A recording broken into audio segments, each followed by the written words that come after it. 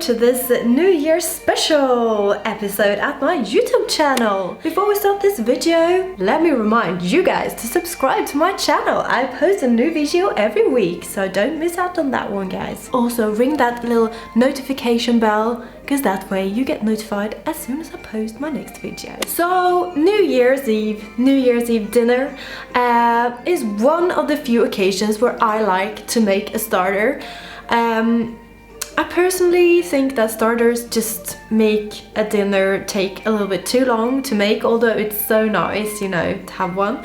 But on New Year's I always make a starter. So I'm going to share my 3 favorite super quick starter recipes for New Year's dinner. Starter number 1 is bruschetta, which is super simple but so amazing and tasty and gorgeous. For the bruschetta, it's perfect to use some leftover bread, like this sourdough bread, for example. You will need some bread and you will need some tomatoes. I bought these different shaped and colored tomatoes because I thought that would look a bit luxury for New Year's, but you can also use these regular tomatoes. Just make sure you get a good brand, like a high quality one. That way the flavors will be brought out so much more.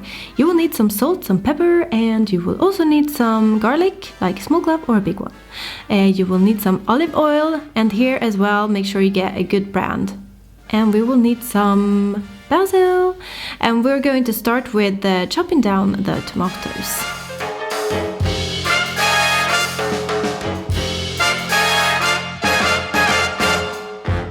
Once the tomatoes are chopped, go in with the garlic and with the olive oil and with some salt and some pepper, and stir that around.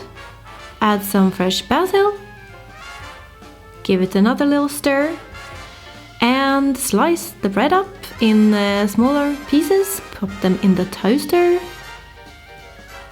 Maybe add a few green leaves if you want. The bread, and then drizzle over some olive oil and some salt and add the bruschetta mix. Oh my goodness, guys, trust me, this is good. Add some nooch if you want, if you're an addict like myself, and if you want, add some balsamic vinegar. That's always nice. And add some decorations like some basil leaves, and change your mind and chop them up instead. And there we go, guys. This is starter number 1.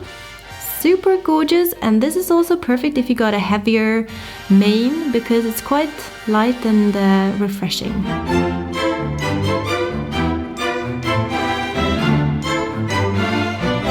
So starter number 2 is this stuffed avocado with vegan caviar. Woo! And this is actually so simple. I'm not sure if you can call it a recipe. So for this little idea, we need avocado, and we need some vegan caviar, which you can find in Sweden, at least in a regular supermarket. We will need some sour cream, vegan sour cream, some dill, some lemon, and we're just simply going to add some green leaves to a little plate and open the avocado, split it in 2 pieces, and here it is always exciting to find out if the avocado is going to be good or bad, and it's a good one! Yay! If you get a bad avocado, this recipe idea is basically ruined, so make sure you choose avocado with care. Oh, there is Bowie! He wants to come in. Alright, come on then, Bowie. So place the avocado on the green leaves and drizzle over some lemon. This is just to make sure that the avocado does not go brown until you serve it. Add some of the vegan sour cream and some of the caviar.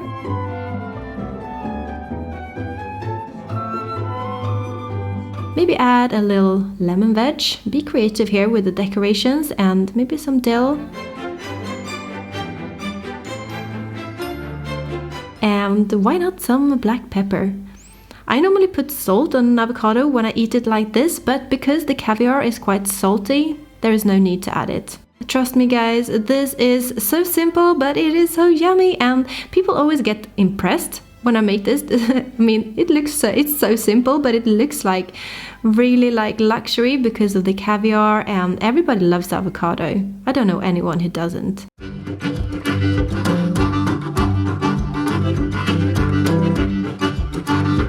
starter number 3, the more complicated one out of these 3, but still you can make it in like, let's say 15 minutes. So what we will need for these potato fritters with the caviar and toppings is some potato, I would say 1 potato per person, some vegan butter, this is my favorite brand, some red onion, some dill, some lemon, and some of the seaweed caviar again. Use black and red, or just black or just red, if that's what you can find. We will need some vegan sour cream, or you can also use vegan cream cheese if that's what you have a time or prefer. We need some salt and pepper, and what we're going to start with is grating down the potatoes.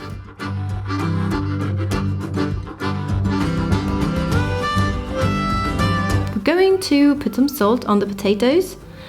Salt and potato go hand in hand, so make sure you put a lot of salt on there. Add some black pepper, stir that around, and then we want some of the liquid from the potatoes to separate.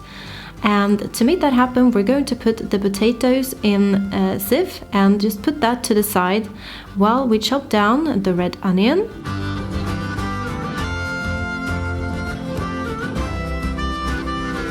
We can also chop down some dill while we're waiting for the potatoes to separate from some of that liquid.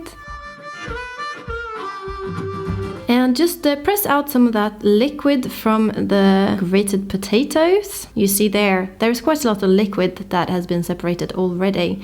And the more liquid you get out of those potatoes, the crispier your fritters will be. And the crispier they are, the better they will taste.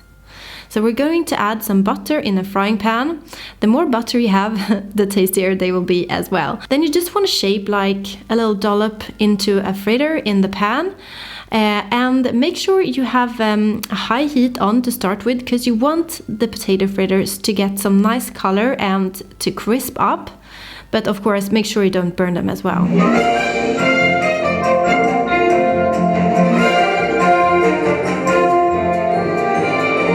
Flip them over, and this is actually a really good color to have on your potato fritters.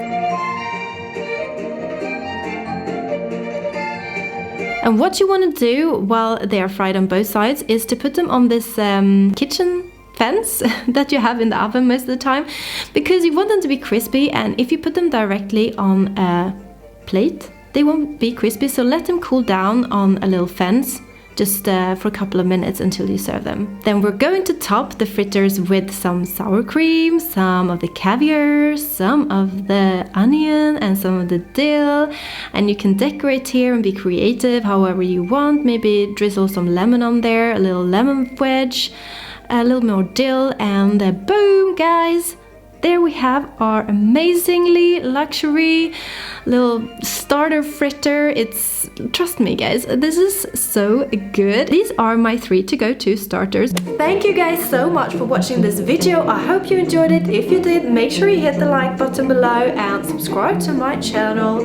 I will see you guys next year. Bye. Thank you so much.